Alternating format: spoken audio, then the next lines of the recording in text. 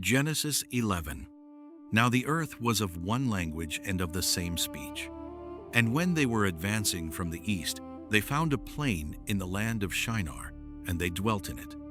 And each one said to his neighbor, Come, let us make bricks, and bake them with fire. And they had bricks instead of stones, and pitch instead of mortar. And they said, Come, let us make a city and a tower, so that its height may reach to heaven.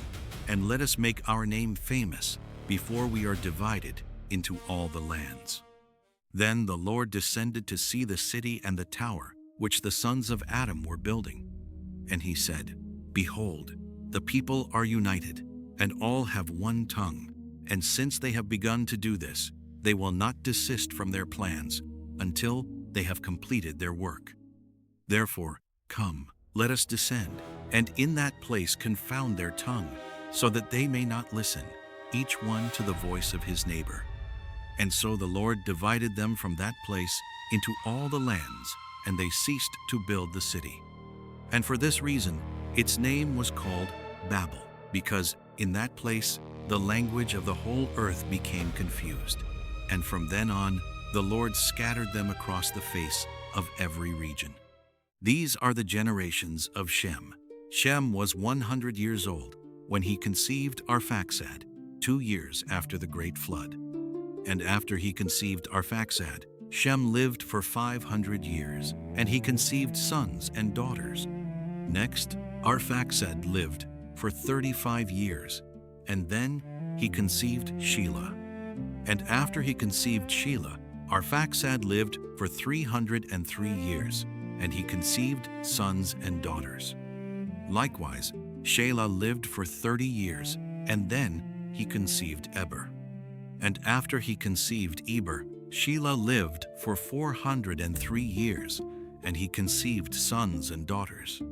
Then Eber lived for 34 years, and he conceived Peleg. And after he conceived Peleg, Eber lived for 430 years, and he conceived sons and daughters. Likewise, Peleg lived for 30 years, and then he conceived Reu. And after he conceived Reu, Peleg lived for 209 years, and he conceived sons and daughters. Then Reu lived for 32 years, and then he conceived Serug.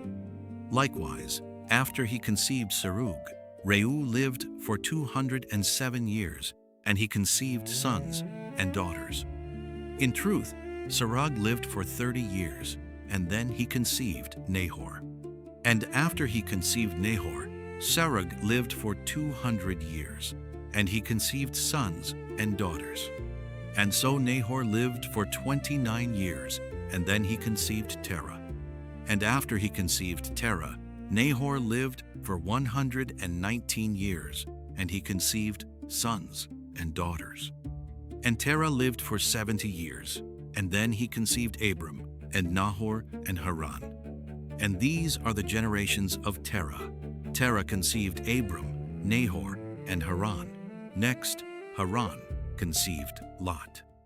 And Haran died before his father Terah, in the land of his nativity, in Ur of the Chaldeans.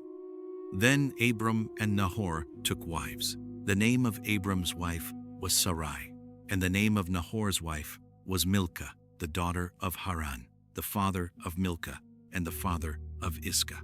But Sarai was barren, and had no children.